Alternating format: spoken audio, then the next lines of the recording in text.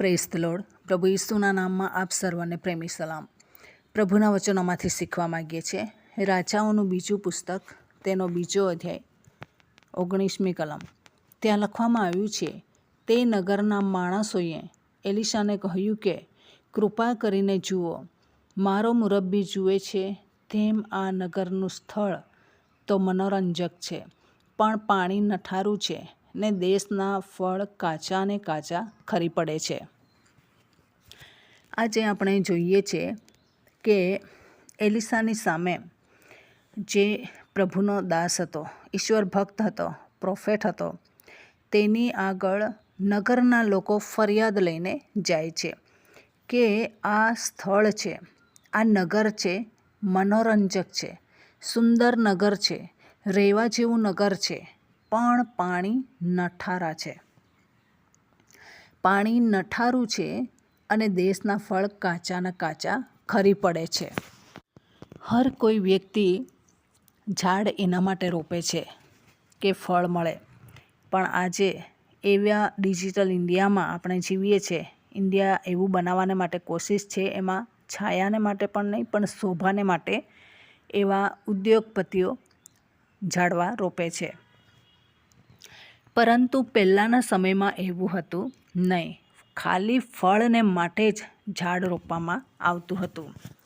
પરંતુ જે હેતુને માટે રોપવામાં આવતું હતું એ હેતુ તો સિદ્ધ જ નહીં થતો હતો. અને પાણી હતા એનું મૂળ કારણ શું હતું? પાણી જ નઠારું હતું, પાણી જ સારું નહીં હતું. તો પછી એ પાણીથી ઝાડ મોટું થયેલું છે, એ ઝાડ શું ફળ આપવાનું છે? બહારની દુનિયા, નગર મનોરંજક દેખાય છે, સ્થળ સુંદર છે, રહેવા જેવું સ્થળ છે, પણ ખાવાને માટે પેલા ફળ નહીં હોય તો પછી ત્યાં રહીને શું કરે? એવી રીતના ત્યાં ફરિયાદ કરવામાં આવે છે. આજે આપણે બહારથી બહુ સુંદર દેખાઈએ છીએ, જ્યાં રહીએ છીએ એ સ્થળ પણ બહારથી બહુ સુંદર છે, પણ ખરેખર પ્રભુનું વચન એમાં કામ કરી રહ્યું છે કે નહીં? લોકો આત્મિક ફળ આપી રહ્યા છે કે નહીં? બહારથી બહુ સુંદર મંડળી દેખાય, બહુ સુંદર કુટુંબ દેખાય આત્મિક, પરંતુ પાણી નઠારા છે. પ્રભુનું વચન એ બહુ સરસ વચન છે અને એ વચન દ્વારા બધું થઈ શકે છે, પરંતુ જ્યારે ફળ જ નથી, કાચા ને કાચા ખરી પડે છે, તો પ્રભુને શું ઉપયોગી છે? તે નગરના લોકોને એ નઠારું પાણી શું ઉપયોગી છે? કાચા ફળ શું ઉપયોગી છે? એવી જ રીતના તમારા અને મારા જીવનમાં જ્યારે પવિત્ર આત્માના ફળ કાચા ને કાચા ખરી પડે છે, પ્રભુને શું ઉપયોગી? ગીતોના ગીતમાં લખવામાં આવ્યું છે, મારો પ્રિયતમ મારા બાગમાં આવે અને મૂલ્યવાન ફળ ખાય. પ્રભુના માટે મૂલ્યવાન ફળો આપણે તૈયાર કરવાના છે.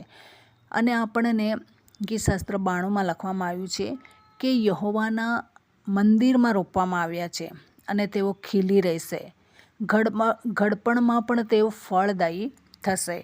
તો ફળ આપવાને માટે ઝાડને રોપવામાં આવ્યા છે. ક્યાં સુધી? ઘડપણ થાય ત્યાં સુધી. પરંતુ આ તો જુવાનીમાં જ, જ્યારે ફળ આપવાની ઋતુ આવે છે એવા સમયમાં જ કાચા ને કાચા ફળ ખરી પડે છે, તો પછી એ ઝાડ નકામું છે. એને શા માટે ત્યાં રહેવા દેવાનું? એને કાઢી નાખવું પડે. ઘણા વખતથી ફળ શોધતો આવેલો ખેડૂત માલિક એ ઝાડને માટે ફરિયાદ કરે છે કે કેટલા વખતથી હું દર મોસમે, કેરીની મોસમ આવે, પછી બીજી કંઈક સિઝન આવે, એ બધામાં ફળ શોધું છું, પરંતુ ફળ દેખાતા નથી. એને કાપીને કેમ મૂકી રાખેલું છે? ભોંય કેમ રોકી રહેલું છે? એના કરતાં તો બીજું ઝાડ રોપીએ તો ફળ આવશે. આજે પ્રભુ પણ આપણને એ જ જુએ છે. કેટલા વર્ષથી હું તમને ધીરજતાનું ફળ તમારામાં શોધી રહ્યો છું, નમ્રતાનું ફળ હું શોધી રહ્યો છું, સંયમનું ફળ શોધી રહ્યો છું, પ્રેમ શોધી રહ્યો છું, શાંતિ શોધી રહ્યો છું, પ્રભુમાં આનંદ શોધી રહ્યો છું, પણ એ ક્યાં છે તમારામાં? આટલા વર્ષો સુધી નામધારી ખ્રિસ્તી તરીકે, ઝઘડાળુ વ્યક્તિ તરીકે, જિદ્દીલી વ્યક્તિ તરીકે જીવી રહ્યા છો. હું તમને કાપી નાખીશ, મારા વાડામાંથી હું તમને ફેંકી દઈશ અને તમે એવા લોકોની આગળ પગોની નીચે ઝૂંદાશો કે તમને પસ્તાવો થશે. પરંતુ મેં મારી વાડીમાંથી તમને કાઢી નાખેલા છે. શું આજે પ્રભુ આપણા માટે એવું કહેશે? આપણે પ્રભુને એવું કહેવા દઈશું કે પ્રભુની વાડીમાં રહેવું છે. જો પ્રભુની વાડીમાંથી એકવાર કપાઈ ગયા, બહુ ખતરનાક દિવસો તમારા માટે સ્ટાર્ટ થશે. એટલા માટે પસ્તાવો કરો. હજુ પણ તમારા માટે તક છે. જો પવિત્ર આત્માના ફળ તમારામાં નથી, માફી નથી, સહનશીલતા નથી, ઈશ્વરની બીક તમારામાં નથી, પશ્ચાતાપ નથી, બીજાઓને માટે માફી નથી, કડવાશથી ભરેલા જીવનો છે, જિદ્દીપણું તમારામાં છે, હઠીલાઈપણું તમારામાં છે, જે નાશના આરે કિનારે જઈને ઊભું રહે છે, ત્યાં સુધી હઠીલાઈપણું છૂટતું નથી, એવા તમારા મનો છે. જો એવા હોય તો પ્રભુ તરફથી તમને કંઈ મળવાનું નથી. નરકના કિનારે જઈને બેઠેલા છો. એના કરતાં પશ્ચાતાપ કરો, પ્રભુ પાસે આવો અને પવિત્ર આત્માના ફળોથી છલકાઈ જાઓ.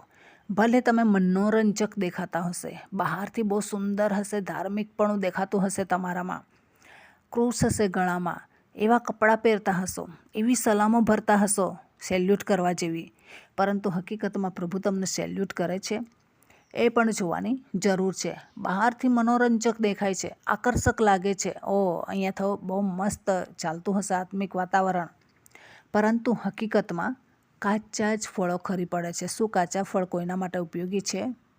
કાચા ફળોથી કંઈક બનાવવામાં આવે છે? ના, પાકા ફળોથી જ બધું કામ ચાલે છે. આ દિવસોમાં આપણે વિચાર કરીએ કે મારા જીવનમાંથી નઠારું પાણી નીકળી રહ્યું છે, મારા ફળો કાચા જ ખરી પડે છે કે પ્રભુને મહિમા આપતું ફળ હું આપું છું, એ જોવાની જરૂર છે. જો એ આપણામાં નથી તો આપણું ખ્રિસ્તી જીવન એ નકામું છે. આજે પશ્ચાતાપ કરીએ અને પ્રભુના માર્ગમાં આવીએ. એક પ્રબોધકને બોલાવીએ, પ્રભુને બોલાવીએ, વચનો બોલીએ, અને એવી રીતે જ્યાં આપણાથી કામ નથી થવાનું ત્યાં સેવક જ કામ કરશે. અને એવા સેવકને બોલાવો કે જે સેવકને પ્રભુએ એ કામ સોંપેલું છે. નામધારી લોકોને બોલાવશો નહીં, અને જે ખરેખર જાણી શકે છે એનો ઈલાજ, તેને બોલાવો અને પ્રાર્થના કરાવો. તમારી પ્રાર્થના પણ પ્રભુ સાંભળે છે, પરંતુ પ્રભુએ વરદાનો એવા સંતો ભક્તોને આપેલા છે, એ લઈને આગળ વધવાની કોશિશ કરીએ. તો આ વચન પ્રમાણે જીવન જીવવા પ્રભુ સહાય કરે. વચનનો આશીર્વાદ પ્રભુ આપણને સર્વને પૂરો પાડે. આમેન. પ્રાર્થના કરીએ. પ્રેમાળ પરમેશ્વર પિતા, અમે તમામ શ્રોતાજનોને તમારા હાથોની અંદર સોંપીએ છીએ. એમના જીવનમાં નઠારું પાણી હશે, મનોરંજક સ્થળ હશે, પણ નઠારું પાણી હશે, અને કાચાને કાચા ફળો ખરી પડતા હશે. પ્રભુ તમે એમને પાકા ફળો આપો અને તમારા મહિમાને માટે ઉપયોગી બનાવો, એવી કૃપા અમે માગીએ છીએ. આ પ્રાર્થના પ્રભુ ઈસુના મૂલ્યવાન નામની અંદર માગીએ છીએ. Amen. Thank you. Praise the lord. God bless you. Amen.